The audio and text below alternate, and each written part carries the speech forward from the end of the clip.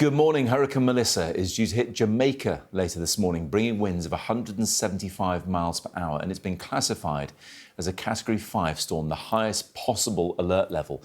It is the strongest storm the world has seen so far this year. US meteorologists are warning of catastrophic and life-threatening winds, flooding and storm surges. The storm has already been blamed for 7 deaths in the Caribbean. Well, this is the live scene in Negril on the west coast of Jamaica. Of course, it's the night time there. The hurricane could be, though, the strongest one to hit the Caribbean island since records began. Officials say 3 people have already died setting up defences for their homes, while an estimated 50,000 people are without power. Next, we'll see a satellite image from Zoom Earth, which shows the trajectory of the hurricane, which you can see is approaching Jamaica right now. It is then expected to head towards Cuba and the Bahamas. In preparation for the hurricane to hit the northern Caribbean, a crew of US Air Force pilots known as hurricane hunters flew through the eye of the storm on a reconnaissance mission to gain critical data on the strength of the winds. And overnight, Jamaica's meteorological service warned of potential significant rainfall and flash flooding. Mostly central and eastern parishes would be inundated by the heaviest rainfall that would get up to 30 inches. We're talking about 750 millimeters of rainfall. We're not accustomed to measuring that. I'm not even too sure if our rain gauges will fully be able to deal with that kind of capacity before they are renewed. But we, of course, will make every effort to provide the best data after the event as possible. But here we see the heavy rainfall producing significant flooding, and this will be over most of the island. Well, let's have a word now with author Kwame McPherson, who is in Jamaica's capital, Kingston. Kwame, really appreciate you joining us. You have a smile on your face, which hopefully tells us that you're not too concerned. But what is the situation there right now? Thank you for having me. Well, the situation, I don't know if you can actually hear the rain actually falling at the moment and the wind. So we're getting the outer bands as Melissa approaches, and yeah, we expect it to be a devastating hurricane, actually. I mean, appreciate it's 1 a.m. there, so yes, glad you're staying up late. But I mean, would you have been able to sleep anyway with Melissa on the way? Well, funny enough, it's the rain that woke me up, and plus I had this interview. But it's very heavy. Unfortunately for where I am, I'm safe, and you know, everything's holding up. For a lot of people, the concern obviously is the flooding.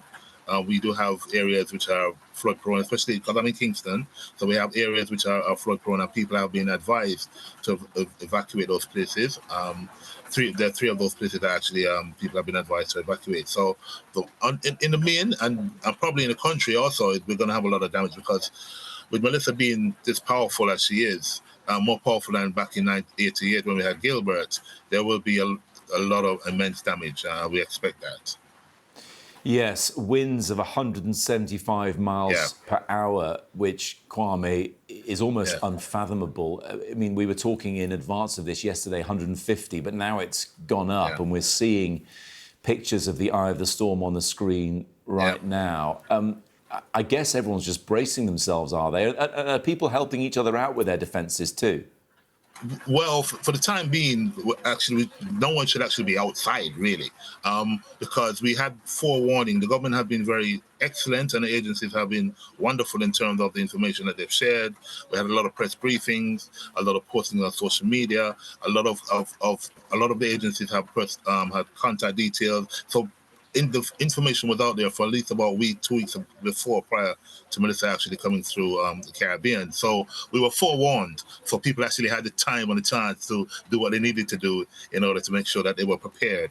Unfortunately, the deaths that occurred were actually those people probably were late in doing so, like cutting down trees, and I know that one of the deaths, a tree fell on someone, and that's unfortunate in that regard. But in the main, we were given a lot of information by the government, who have led wonderfully in terms of sharing with the public about what we need to be doing and how we should be doing it.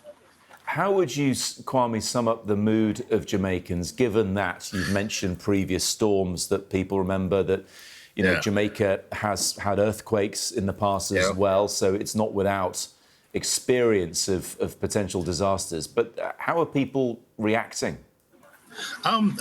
In the main, we are a very, a cool, very calm and collected people. We don't tend to panic.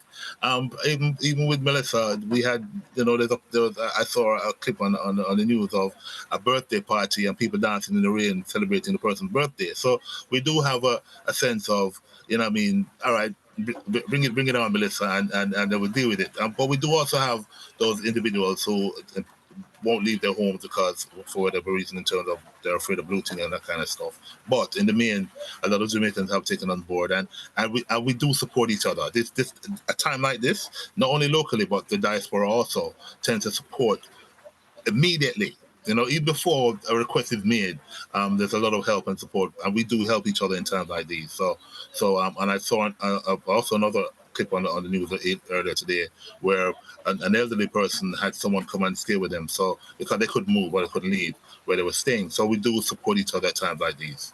We do come out. We're very resilient and resourceful people at times like these. It's good to hear. Let's talk about the wider Caribbean, Kwame, because inevitably, if something affects Jamaica, it's going to affect other countries as well. And it looks like the course of Melissa will head towards Cuba. Now, Cuba is in a whole different state, of course. It's suffered tragedy after tragedy. It's incredibly impoverished. It's going to be much harder, you would expect, for people there, isn't it? It will be. But one of the things I can say about the Caribbean is, again, like, not only do we do it locally, but throughout the entire region, we tend to come together and support each other.